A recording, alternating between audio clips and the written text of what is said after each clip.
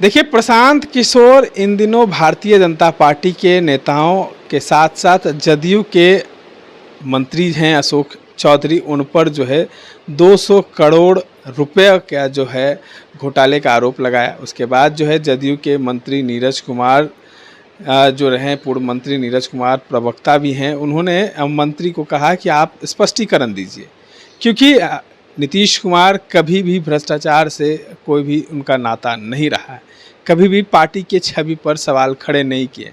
तो अशोक चौधरी ने 100 करोड़ का दावा ठोक दिया। अब इन तमाम मुद्दों पर चर्चा करने के लिए पूर्व IPS अधिकारी अमिताभ कुमार दास हैं। क्या लगता है, प्रशांत किशोर ये तमाम जो चीज़ें कर रहे हैं, क्या खबरों में बने रहने के लिए कर रहे हैं? क्योंकि जब से ऐसे खुलासे करते हैं उसके बाद जो है कहीं ना कहीं खबरें बन जाती हैं।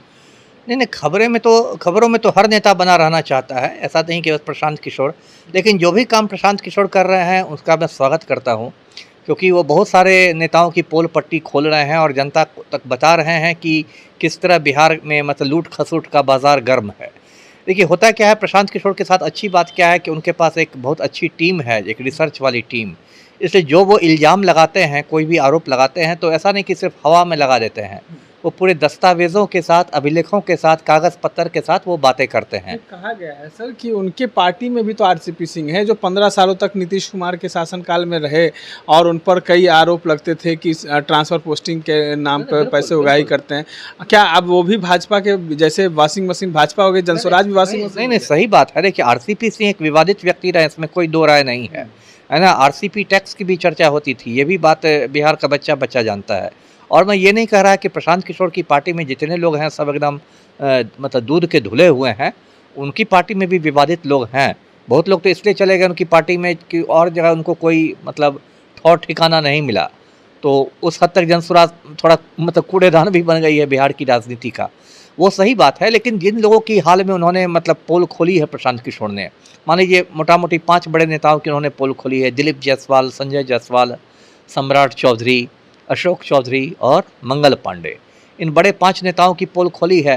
तो उन्होंने काफ़ी मजबूती के साथ पोल खोली है। और उसका आप देखेंगे कि दिलीप जायसवाल की बोलती एकदम बंद है, इधर उधर भागते फिर रहे हैं पतली गली से। मंगल पांडे की बोलती बंद है।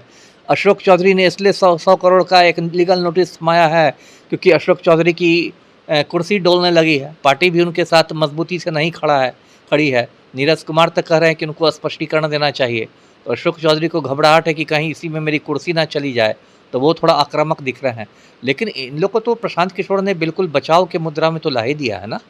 ये सिर्फ दूसरे पर आरोप लगा रहे हैं, कोई 9वीं फेल है, 7वीं फेल है, खुद की काबिलियत को नहीं बता रहे, खुद बिहार को क्या देंगे वो नहीं बता रहे। कह रहे हैं कि हम आए हैं आपके पास, मैं ही प्रशांत किशोर हूँ, वोट लेने नहीं आए हैं, आपका जो है आप अपने बच्चों के लिए वोट कीजिए, तमाम चीज़ों को लेकर चर्चाएं कर रहे हैं।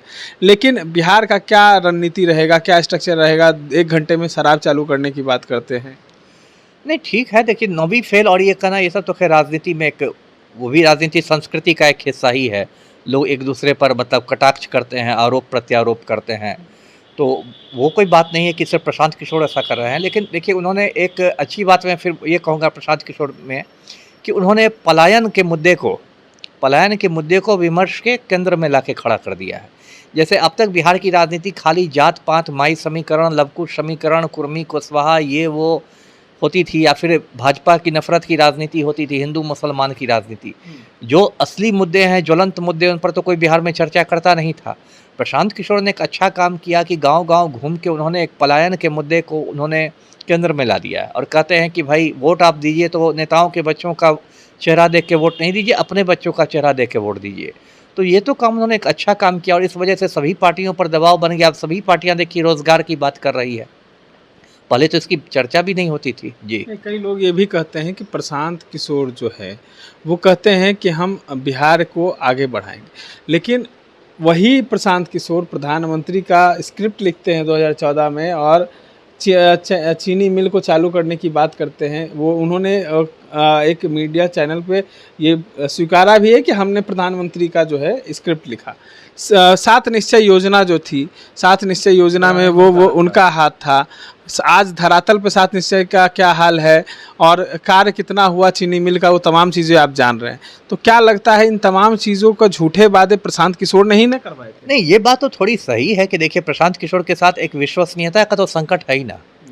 उन्होंने इतना बार पाला बदला है, इतना बार पाला बदला है कि ये तो संकट उनके साथ है ही। ये तो वो पीछा नहीं छुड़ा सकेंगे। मान लीजिए आज वो पलटू राम पर हमले करते ही हैं और कहते हैं कि 25 सीटें यदि जदयू को मिली तो मैं राजनीति से संन्यास ले लूँगा। लेकिन ये भी तो हकीकत है कि एक समय प्रशांत किशोर खुद जदयू के उपाध्यक्ष रहे थे ना। प्रशांत किशोर एक समय तो पलटू राम के एकदम आंखों का तारा थे, है ना। और आपने कहा जैसे वो भी सही बात है कि 7 निश्चय बनाने में प्रशांत किशोर की भी भूमिका थी।